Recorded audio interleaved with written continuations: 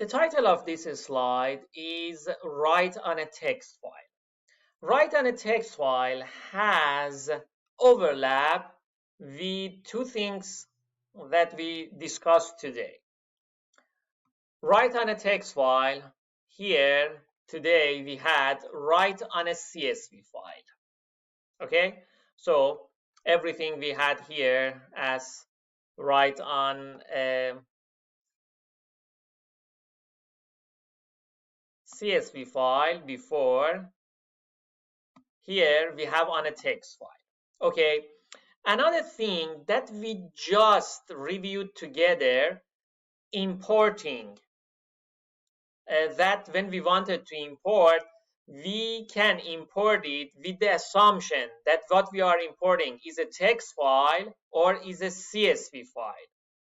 Okay, and you saw the differences. Now it is not the point of our focus because we just want to try everything so you feel more control about everything around you in your IDE. But I just wanted to give you that heads up that what you see here, write on a text file, we just tried it, but on a CSV file. So the code that we are gonna try together here, gonna create a text file and let's see the result. But before that, let's go and check these points we have. The write.table. In the previous one, we had write.csv. Here we have write.table function is used to export. Remember, import, export a data frame or matrix. So you see, you can also put matrix here to a file in the R language. Okay, what is that file? Is a text file.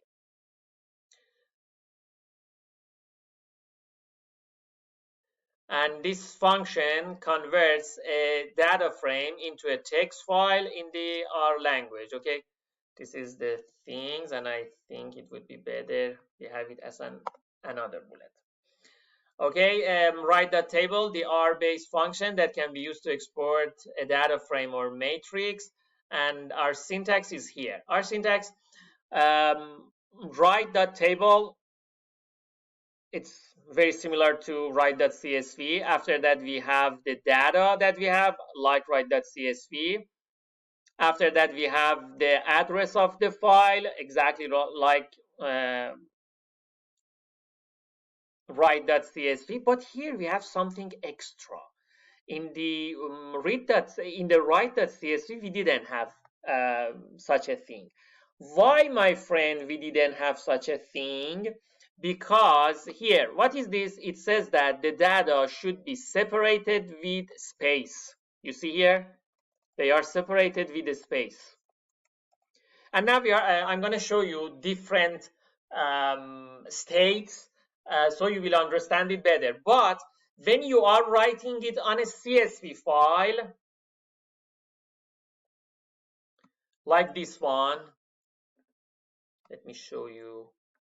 Like this one, as you can see, you don't need to specify the separation between column A and B, because they are going to be comma separated, and in this structure they are separated with different columns, so you don't need to specify it. But now that you want to write on a text, and in a text you should specify it. For example, you want them, I show you here, for example, you want F and G separated with a space, or you want them separated with comma, or you want them separated with dot, or you want them separated with semicolon, or all those type of things. Let's go to R and try it together. But my friends, to make it a better practice, please first do it yourself. For example, you create a data frame, the data frame that we already have, that's VF7, for example, I made for the previous one, and just try to write it on a text file, and after that check the results. After that, check this separation instead of space, put comma, and again check the results. And after that, check the video, because in that way, you train yourself in way deeper fashion. Okay, let's go.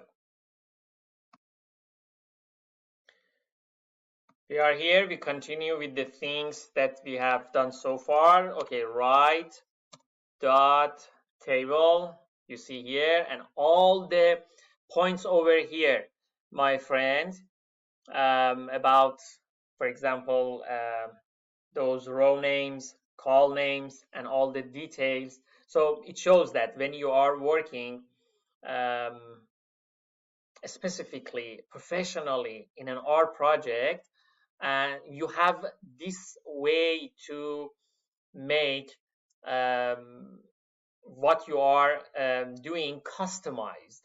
What we are doing is the general one, and many of these parts are similar to each other. So when you learn with one of them, you can do with the other ones. If you remember, with the visualization techniques that we did together for one of them, I guess it was a histogram, we tried some of these details, and you notice how much simple they are. They just need you read the manual and check them, and there are millions of this type of commands we have in R. So more important that what specifically the things with a specific command means, it's better to have the confidence to whenever you need them, you can go check the manual and do them. But in this class, as far as time allows us, we are gonna do them together. For example, for this one table, we are gonna put the data, see, similar to the previous one, that is df7, and after that we have the file name. Let's put the file name price9. Okay, and after that we have, just pay attention how much confident and faithful is this help over there, just in front of me, and help me to remember everything. So we have SEP here, and I'm gonna put for SEP space. Okay, and now I run this.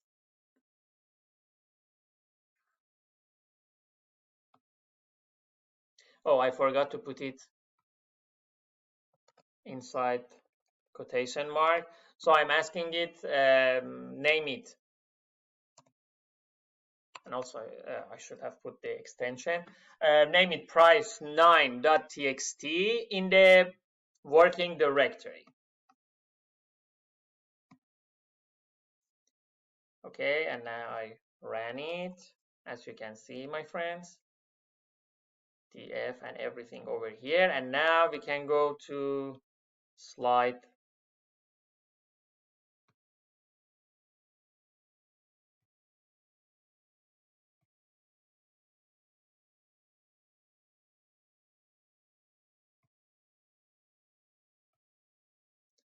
You see price9 here. Now I'm in this slide, and price9 is here.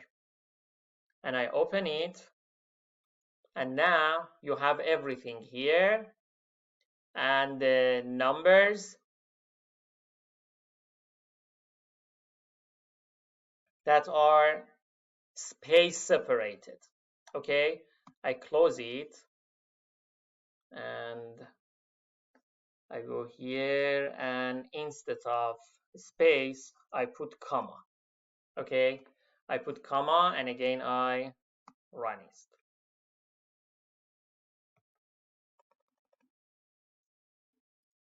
And I go to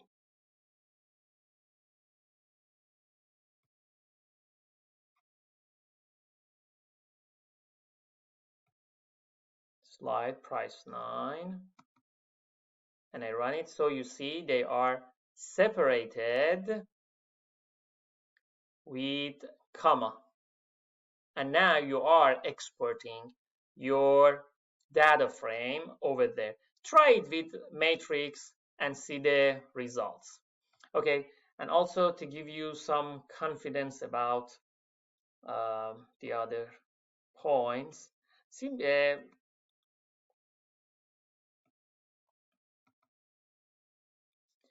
see here, you have some numbers, 1, 2, 3. Of course, you know what they are because we also have them with CSV. But how you can control these two things, columns and this type of things?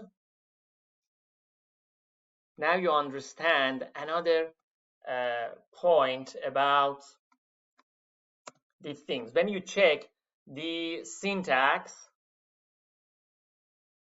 there are some other points. For example, row names. Okay, row names. Check the help. It says either a logical value indicating whether the row names of X are to be written along with X, or a character vector of row names to be written. Okay. So as you saw in the help, let me show you another time, row dot. That's the reason I tell you that's very helpful. So it says that you can say false or true here, or also you can put the names for the rows that you want. We are going to do both things. But see, a logical value indicating whether the row names of X are to be written along with them. So row names here, we put something here like A, B, and C. And of course, now you can expect what we are going to see. I'm putting row names over here, and you already know about these things. We have discussed all these things. That's the reason I'm saying that they are very similar to each other. So I run. Let me first close this one, price 9. And now I put the names over there, and I run it. I run it now. We can go and check the new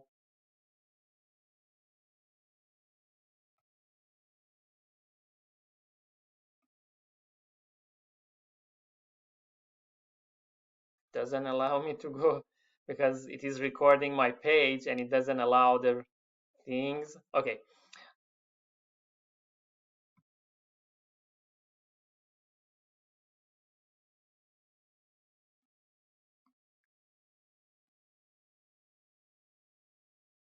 Okay, finally I succeed. Because my screen is recorded, so it sometimes create problem for me to open another screen. But now I have it here, price 9.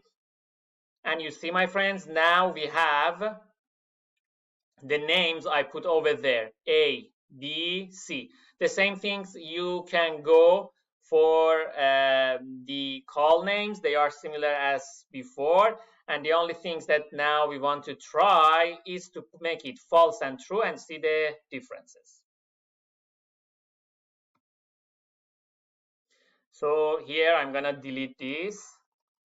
And instead of row names, I put false.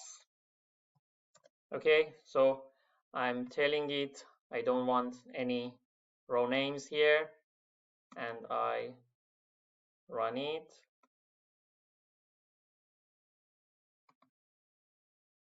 And see, my friends, now you don't see any row names here. See how much everything makes sense and how easily you are controlling what you are doing over there. And let's do the last thing here and go and put, see here,